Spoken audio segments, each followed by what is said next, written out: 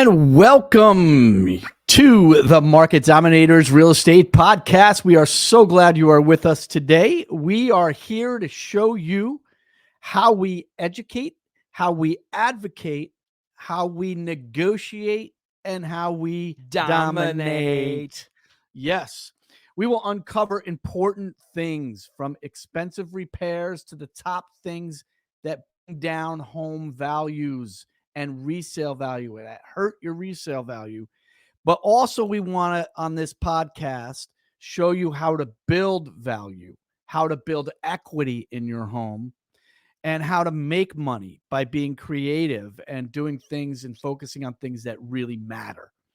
So, but before we jump in, I am your host, Market Dominator, John Spaschak, Associate Real Estate Broker with Keller Williams Realty. And I am here with the award-winning real estate agent, the Market Dominator buyer specialist himself, Mr. Scott Catillus. Hello, everybody. Thanks for joining us today. You know, whether you're at home, sitting in front of your computer, sipping some coffee, maybe you're driving to work, whether you're just relaxing on your couch, listening to us, whatever you're doing, there are so many things you could be watching or listening to, and we are just honored that you would choose to listen to us. So thanks so much for being here.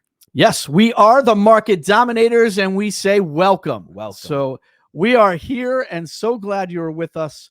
On today's podcast, we are going to cover 3 very helpful tips that will instill confidence in you as a seller or a buyer in this insane real estate market. Yeah. So we're not only speaking here about locally in Western New York and the Buffalo market, because these things are happening all over the country. Yes. The low inventory Absolutely. levels, very, very high demand, multiple offers, rising appreciation in real estate values, and it's an insane market to navigate. So we want to give you 3 helpful tips that will help you win in this market. Help you dominate. Yes, help you dominate. We want to help you dominate.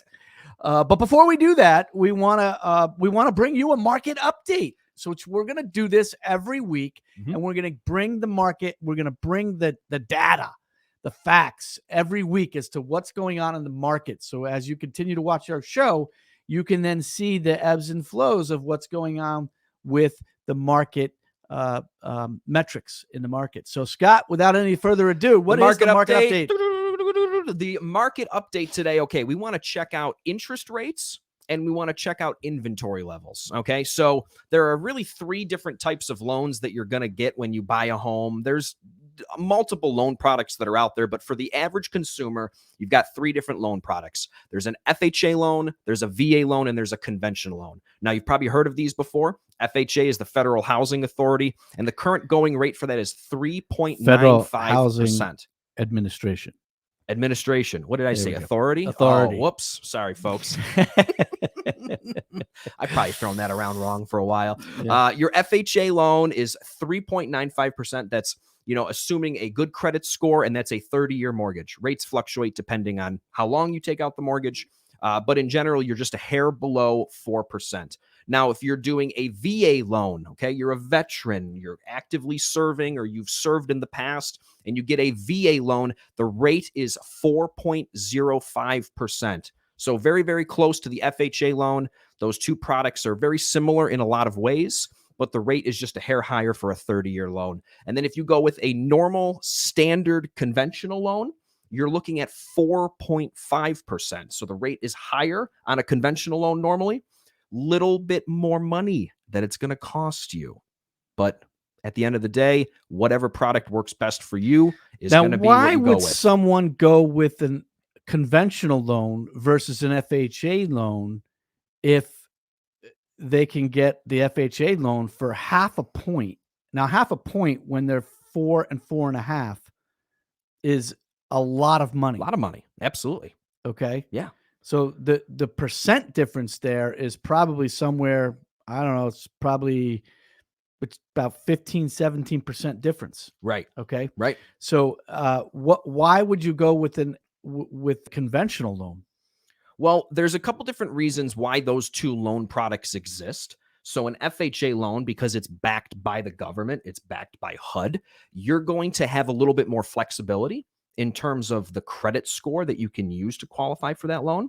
And you're also going to be able to have a little bit of a higher debt to income ratio in That's order huge. to get that. So for some people, they truthfully might not qualify for a conventional loan because of credit or because of the amount of debt that they carry. So they might have to go the FHA route. But if you can go either way, there's obviously benefits to the conventional loan, being that when you get a loan, if you don't put 20% down, you're going to pay something called PMI. And that's basically insurance against really yourself, so that without getting too technical, if you ever foreclose on the home, this insurance kicks in and it pays the bank. And so if you don't put 20% down on a conventional loan, you're going to be paying that PMI for at least a period of time. But when you reach that 20% equity threshold, the PMI goes away. Gone. On an FHA loan, it never goes away. You have to just refinance out of the loan in order to get rid of that PMI.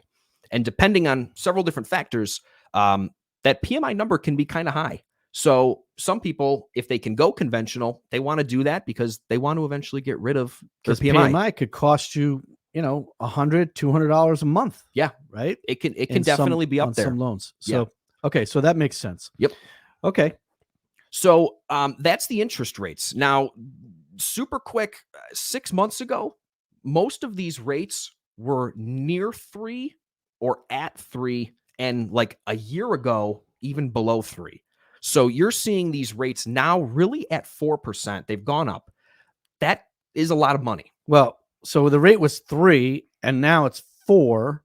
How much of an increase is that? So most people would just say it's 1%. Oh, the rate's gone up 1%, right? 3 to 4, 1%, right? But what you really got to think about is that when you've got 3 and you add 1 more to it, you're actually increasing it by 33%. So it's really not an increase of 1%. It's an No. increase of 33%. Right. It's an increase of 1 point. Exactly. Big difference. Massive difference. Huge. When you're looking to buy a house, the interest rate dictates the amount that you can borrow. Because Okay, so let's not get into giving them we will. what we're going to do. We Because will. point number 2 on the 3 tips we're going to give you is kind of helping you measure the power of interest rates. So, but I say all that just to say it's important. Yeah. So those are the rates. Pay attention to them, because if you're looking to borrow, you're going to pay interest. Okay. Let's talk about inventory levels, right? You probably hear a lot of people say that there's no houses for sale. Everybody's bidding on the same house because there's nothing to buy, right? We live in Erie County, and in Erie County, which is almost 900,000 people, it's a pretty big county. The amount of single family homes that are currently for sale is 355. What? That's like nothing. That's it? Yeah. Now, Wow. John, let's say a healthy market where we don't have a crazy imbalance of supply and demand. What's a good amount of homes to have single family? If we had Erie County? if we had a good healthy balance between buyers and sellers, we would be looking somewhere between 2,500 to 3,000. That's insane. That's like we're like at a 90% deficit here. Yeah. Yeah, it's critically important, and it's causing a big problem that I like to refer to as gridlock, because we have a lot of sellers who they might want to sell their home because their value is so high now, but they really have nowhere to go. Yeah. And they've already refinanced to take advantage of these low interest rates, but now they can't take advantage of the low interest rates by cashing out on the equity they have anymore and getting another home, because there's nowhere to go. There's the options are just not there. Yeah. So it prevents sellers from coming into the market, and that further cramps inventory growth. Right. Yeah. So it's a problem. It really is a problem. Now, I said single family homes, so let's talk about multifamily homes in Erie County. Duplex, triplex, 4-unit, right? More than just a 1 family. You're at 132 homes for Erie County. So if you want to, move into a duplex, rent out one side, earn some income, your options are very, very limited. Very limited. Yeah. Now, if we kind of expand that a little bit and we go out to Western New York as a whole, which is really comprised of 8 different counties, the numbers don't get too much better, believe it or not. A lot of them are here Well, in Erie let's County. talk about that in the single family market for a second. Let's go back a second.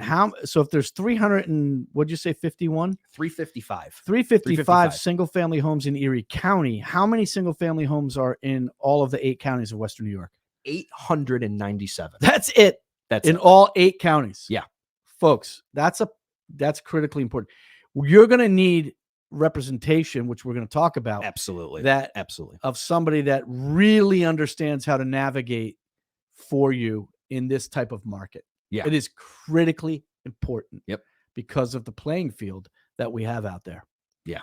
So we have very low inventory, folks. And there's the market report by Mr. Scott Catillus himself.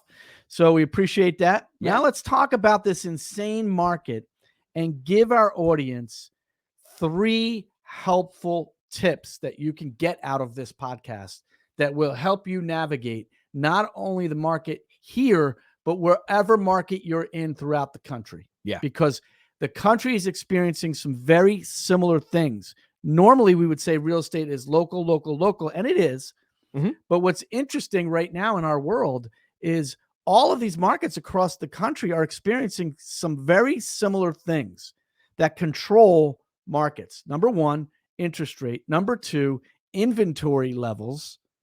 Okay. And number 3, the supply and demand balance, what that means. Okay. Right. So it's causing prices to go up everywhere, not just in markets now that we would normally see it in, maybe Florida or New York or California or Phoenix or Las Vegas, where we've seen, market growth and market crash happen. Western New York has traditionally been a very stable market for many decades. Right. But now we're seeing hockey stick growth. Yep. As well as everywhere else around the country. So markets in real estate are insane. So what are 3 things that we could help you with that's going to help you win in this market and will help you dominate in this market? So the first that we have is to help you work with the right agent. I mean, folks. Yep. It's critically important that you understand that when you go to market, if you don't have the right agent in a market like this that is acutely low in inventory and high in demand, you're going to have exceptional high levels of competition. Okay. You've heard of the multiple offer situation going on right now. Yep. And you might feel intimidated by that and not want to compete against that because you're going to feel like I'm going to overpay for that house. Well, first of all, you're not going to overpay for a house because likely if you're getting a mortgage, you have to get an appraisal. So the appraisal is your protection for overpaying for the house. Okay. You have an independent third party expert comes in and says what the value of the house is. So, if you're going to overpay for the house, the only way you could do that is if you're a cash buyer and you're not wise enough to get either your own appraisal or you don't have the right representation. So it's important. Get the right representation. So that's not easy to just do. You got to know how to do it. Yeah. So Scott, share with us a little bit about what a consumer can do to get the right help so that they can win and dominate in this crazy, insane market. So let me just say, we would love it if you just called us, right? We'd love it. Give us a call, give us a text, give us an email, and we'll help you out. But we got to be completely honest. We can't help everybody. Yeah. Right. Especially if you don't live around here. If you're watching this, you're in another area of New York, maybe you're even in another state. You got to have good representation. But we can help them find the right representation in any market. Yeah. Okay. Yep. We can. But if they don't want to do that, they don't want to reach out and get market dominator support and help where we educate, advocate, negotiate, and dominate for you. Then what do they do? So what should they be doing? What should they be asking their agents? So here's what you got to do, guys. You have to find an agent that you can sit down and have a conversation with and interview. Because here's the thing, we have a certain approach, right? Our approach is that we are going to advocate, or we're going to educate, we're going to advocate, we're going to negotiate, and we're going to dominate. Okay. That's our approach. Not every agent has that approach. So you want to figure out an representation that is going to align with you, who you are, your personality, and what you're looking to accomplish in this market. Now, when it comes down to sitting face to face with somebody, and really you're looking to hire them to work on your behalf, absolutely, you want to ask them some good questions, right? You want to ask them, hey, how many transactions did you do last year? That's a good one. Right. And how many clients are you currently working with? Because let's be honest, everybody has a threshold of the amount of people that they can work with at a given time, right? Every business can only truthfully handle so many customers. So you want to make sure that you're not getting in a relationship with somebody who is then going to truthfully be too busy to give you their absolute truth be 100%. told, the first question is critically important because you're going to know whether or not they're winning in the market. Right. If they didn't do, a healthy number of transactions in the last year, that tells you that they're not winning in this market, or they're not working it hard, or they're not a market expert, or maybe they're doing it part-time. Right. Right. Is that the kind of help that you want? Part-time help? I don't think so. Yep. And so what it also tells you is that if they are doing a large number of transactions, it's likely they don't carry a huge number of clients at a time. Right. Because they'll churn and burn them rather than holding them. So if you have clients and you're not winning in this market because you're not going to be talking about point 3, getting creative and learning how to win, you're going to end up retaining a lot of clients, and it's just going to continue to build because you're not bringing them to under contract and closing. Right.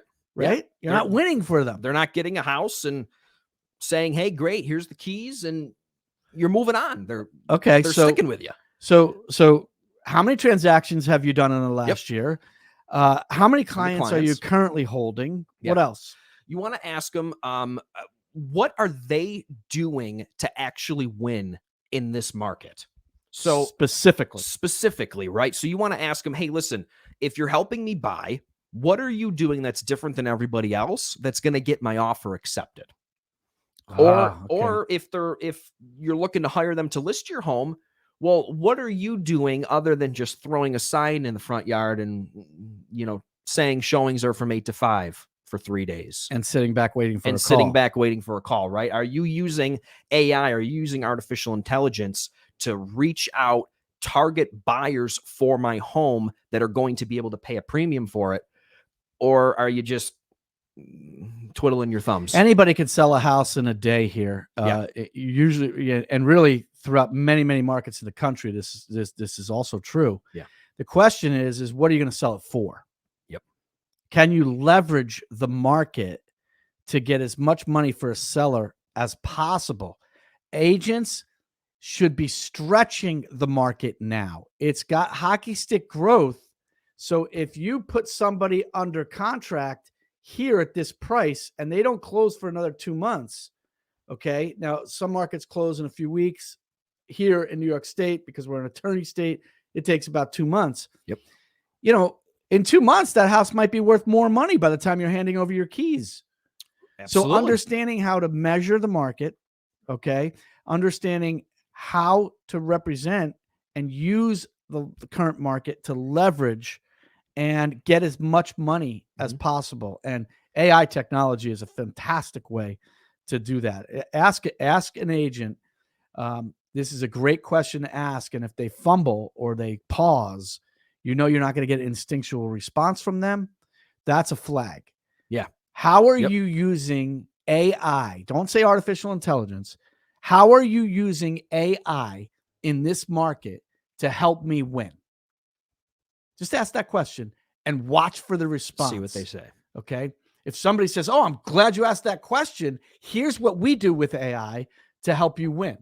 That is a great answer. And you could feel confident that you're working with somebody that's a pro. If somebody fumbles that and says, well, what do you mean by AI? They don't even know what artificial intelligence is. I mean, folks, our phones are listening to us. We all know this, right? Yep. We say something, hey, I'm looking to go golfing and I need a new set of golf clubs. I'm going to have ads for that on my phone over the next 24 to 48 hours. Right. You've seen this, folks. You're looking for a new pair of shoes. You go on Google, you search Amazon, you're looking to buy something, you start seeing it as ads on your thing, right? Absolutely. So we got to use that technology to help leverage for our clients in the market. So really, these are questions you could be asking. Yep. And those are 3 effective questions. How many transactions have you done? How many clients are you currently working with? And what are cutting edge strategies you're using to help clients win in this market? What are you doing? How do you use AI in your business? So these are critical things. So number 2, that's very good, by the way. Number 2, Great questions. the second is to understand, and we talked a little bit about it, started touching about this in the market update, is the power of interest rate and understanding how to measure it. So, houses are rising in price, right? Right. But people Right. think that they're overpaying, and a lot of people don't want to buy anymore because they think that houses are overpriced. And what are they really buying, Scott? And how do we factor interest rate into this picture? So, John, when you're buying a house, you're not really buying the house. You're buying the mortgage. Whoa, If- whoa. Wait a second here. That is interesting. So you end up with the house, Right. but you're really not buying the house. In order to get the house, you have to first buy a mortgage, unless you're a cash buyer. Unless you're a cash buyer. That's right. brilliant. Right. So there must be cost in buying that mortgage to be able to do it. That's called interest. It's called interest rate, Interest fees, and yes. Yeah. So when you're looking at buying a home, and I'll tell you what, I just did a video on this that you can find on our YouTube channel, Market Dominators Team. There will be a link in the description. I just did a video on this, and I just used my own personal numbers from my own home purchase that you helped me buy 3 years ago. I bought my home. I had the current going rate at the time. 10 months later, I refinanced. The rates had dropped almost 2 full points. It was 1.8% lower. And that saved me $222 a month between my principal and interest. We're not talking taxes or homeowners insurance, anything like that. Now, wait a minute. $222 a month? $222 a month lower. And you're in the house for 3 years? I was in the house at that point for 10 months. For 10 months. Yeah. So you had 29 more years to go. Right. So 222 times 12 is $2,664 a year. Yeah. And you got Times 29 years. more years. Yep. You saved $77,000. Yep. In interest. Wow. Yeah. Okay. That's huge. So now let's think about it. And I did the math, but if I then took that $222 a month and I extrapolated it out at that lower rate to get a purchase price that would have given me that same payment that I had when I first got the house when the rate was higher, I could have afforded, I believe it was almost $50,000 more in a house. I think it came out to $47,000 in some change of more home I could have bought at the lower interest rate for the same payment. And the same house. So wait a minute. So if you understood interest rate, you could have bought that house for an additional $50,000. Yep. And it would have been the same cost to you per month? Same cost. So there's a difference between price and cost. Yeah. Because of interest rate. Because of the interest rate. Right. This is mind-blowing. Yeah. Folks, you have to understand how to measure interest rate. Yep. Don't keep losing houses in this competitive market because you don't want to pay an extra 10 grand when you're not measuring interest rate. Yeah. If you were one of those buyers that I was mentioning earlier that has been sitting on the sidelines per se, waiting for the market to crash, let me tell you something. The interest rate that you got pre-approved for 6-8 months ago is now probably a whole point higher. on top of the fact that the values are still going So up. wait a minute. If the interest rate was 6 months ago, it's now at 4. You say a point. I say 33% higher. 33%. That means the house that they go to buy will cost them how much more money? Tens of thousands, depending on the purchase price. Thousands of dollars. So they're waiting for the house to come down in price by tens of thousands of dollars. But they're paying more in interest. But they're going to pay more than that in their interest rate. Meanwhile, they're stuck in the previous house that they're in that they really don't want to be in. Right. Or they're renting and maybe they're just they're just giving money away to the black hole. Yeah. So the interest rate is huge. And so when you really kind of zoom out and you take like a little bit of an overall approach, don't get caught up on the price. I mean, the price is important. Let's, like you said, there's an appraisal that has to happen when you get a mortgage. So the price does matter, but you can't just look at it as price. Because I'll tell you what, if I was super, super concerned about that price 3 years ago, okay, I mean, my house is worth a boatload more money now than it was those 3 years ago. That's right. If I sat on the sidelines because I kept hearing about multiple offers and paying over asking, and I just said, John, you know what? I'm going to stick in my starter home. I mean, literally, guys, actually, we're talking a ton of money I would have left on the table. You would have left a ton of money on the table, and you almost did, because actually, as I recall, your wife was willing to spend the money, and yes. you weren't necessarily. I was a little capped. A little bit. I was a little capped on my. I was like, I don't want to go above this. You don't want to go above that. Yeah. And you encouraged me to think big and look at the big picture, and I'm as happy as a clam now because I did. Yeah, awesome. Education. Awesome.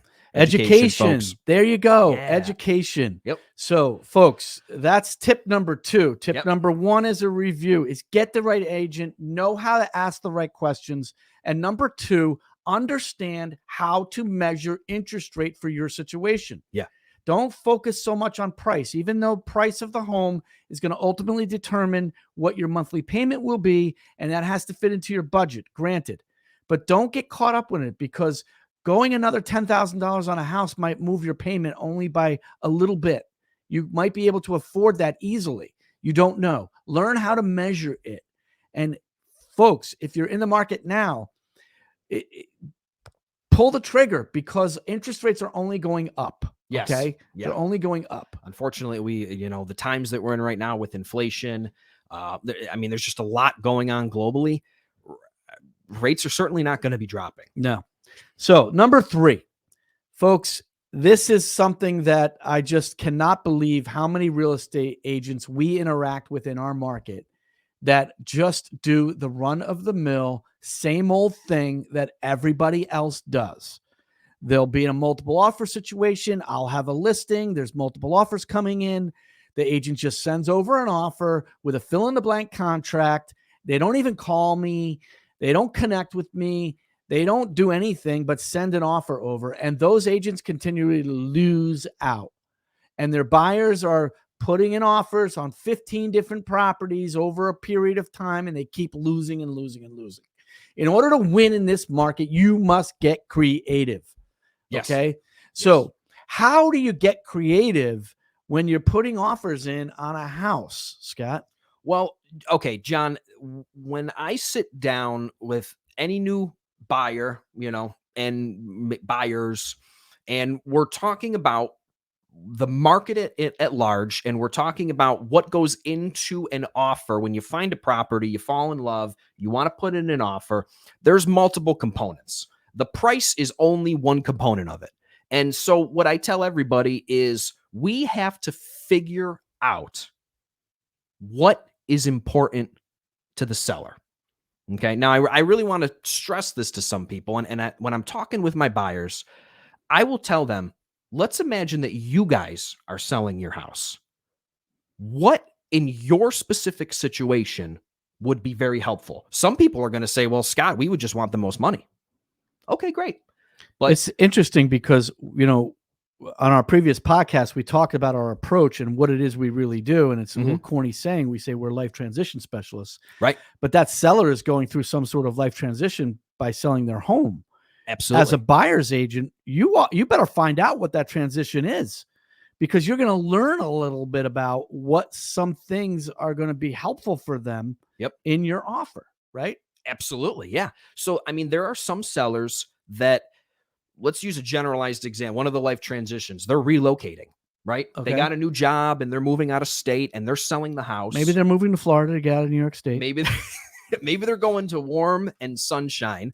And anybody could just show the house, send in the offer, put it in the email, and wait to hear back, right? But when we find a house, my job is to then talk with the listing agent and start to ask very specific questions, not generalized questions, but specific questions about like what really is going to help your seller. Let's just be honest. Like, it's a seller's market. It is what it is, So if you're selling a home, you have a little bit of leverage here. It is what it is. So how can we as the buyer help you as the seller? What does your seller need? Sometimes they're relocating. They might need an extra couple of weeks after you close to actually move. Like, maybe they can't close on, the 25th and be out the 25th. Maybe something got delayed, or maybe they're just not sure, it's up in the air. So they would like the option of, hey, we could rent the house back from you for 2 weeks. So their moving company can't come until maybe 2 weeks later. Their apartment they're not starting their job actually until June 1st, but they sold their house quicker than they thought, and closing date's scheduled for May 1st, and they need an extra month. Yeah, right. But if you just send an offer over, you'll never know that. Exactly. So a lot of times time frame is very important to people. They might be building a home. Maybe they're building a home, and if you don't know, building a home has a lot of uncertainties right now with supply chain crunches and finding people to build it. So what are some other ways that you can get creative? Timeline is one. Timeline is huge. Another component to an offer, again, aside from price, is the home inspection. And so this, again, I tell everybody, you're in the seller's shoes. Let's think about it, guys.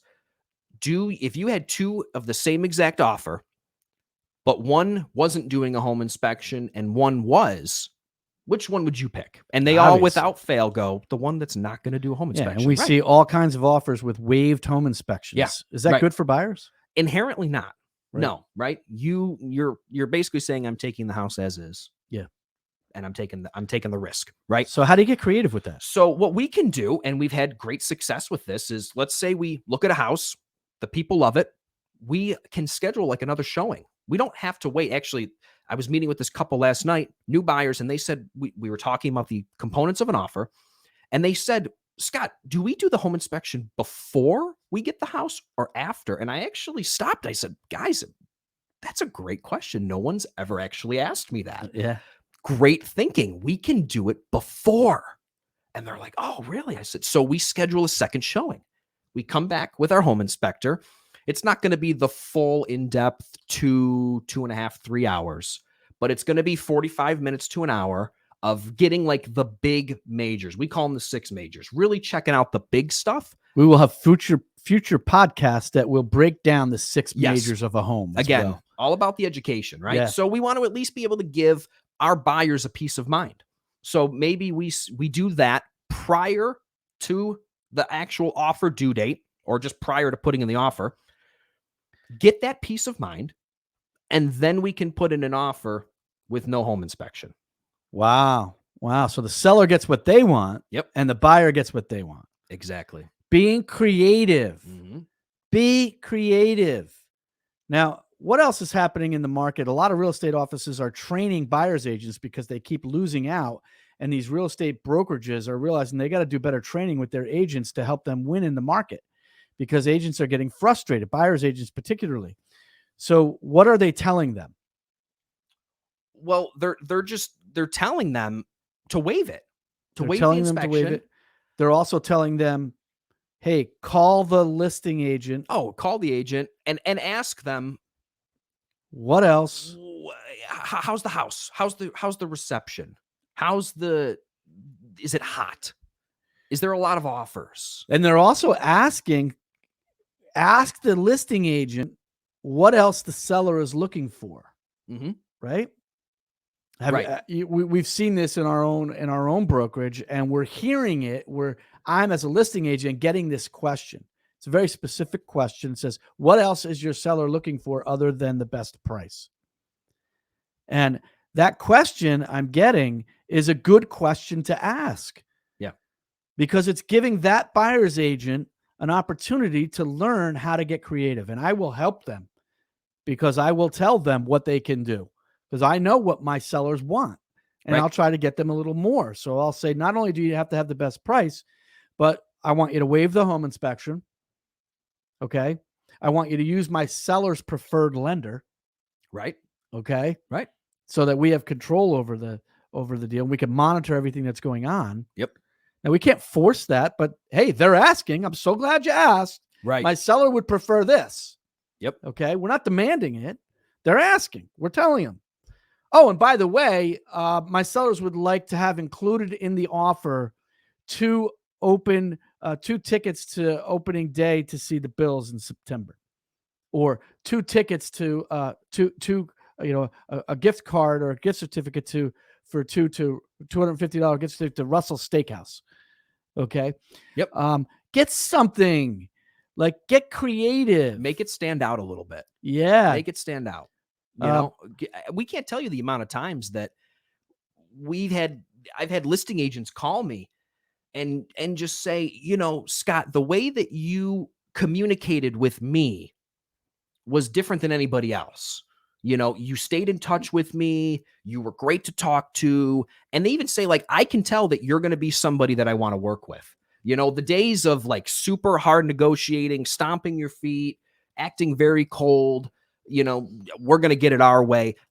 That's not going to work in this market. No, that doesn't work. It's a it team doesn't effort work anyway. It's right. It's got to be a team effort. Yeah. Negotiating is creating a win-win. Right. And we have this philosophy. It's win-win or no deal. Right. Yeah. So that's awesome. So there you have it, folks. That's 3 helpful tips that you can use in this market. Yeah. Number 1, learn how to find the right representation. Get somebody who's a market expert working full time, and they know how to measure the market. Okay. Right. How they know how to win offers. Find out how many transactions they did. Ask them how many buyers they carry and what specific strategies they're using in the market to win. Are they using AI? These are just quick things. Yeah. If you need help finding an agent in your market, if you're not in our market, we will gladly help you. We'll do the interviewing for you. Yeah. We'll find you the right agent, so you'll have the best representation no matter where you are at in the country. Okay. Just reach out to us. We'll give you all the contact information at the end of the show here. Second point is learn how to measure interest rate. The power of interest rate can put you in a much better position to win offers. Instead of getting caught up with price, you have to understand the difference between price and actual cost, right? Right. Scott educated us. We're buying a mortgage first before we get the house. So understand the cost of the mortgage. That's understanding the measurement of interest rate, right? Right. Going from 3 to 4% is a 33% increase in the rate. How does that affect you? You better learn the buying power strategies that you could be using to win in the market, so that you're not paying more, right? Right. And then 3, get creative. Come on, people, connect with the listing agent. Shake it up a little bit. Have your buyer be in contact with that listing agent. Bring on some warm and fuzzies. Do things for a seller that are out of the box, that are not included on a fill-in-the-blank contract. These things can be done, okay? You're showing the house and you go through their basement and it's all set up with like Bill's paraphernalia, you got to figure out how to win. Mm-hmm. And I have something to share from you on my Bills button. Winners train, losers complain. That's right. So stop complaining. Yep. And figure out how to train to win, right? You got to have the right attitude is everything. That's right. Have the right attitude when you attack the market. Yep. Okay. So these are 3 things that I know will be helpful to help you win in whatever market you're in. Okay. So You have been listening to the Market Dominators. We are the Market Dominators, and we seek in our approach to educate, advocate, negotiate, and dominate. Yes. And so you can reach me as the listing agent of the Market Dominators directly on my cell phone at 716-570-3298, and I will answer my phone. Okay. I will answer the phone. I will be responsive and help you. We will take you through that process of educating, advocating, negotiating, and dominating for you. Okay. You can reach me at email. If you don't want to talk, send me an email, yourelitebroker@gmail.com. Okay. You can also hit me up on Facebook or find me on Twitter at mdominator716, at mdominator716.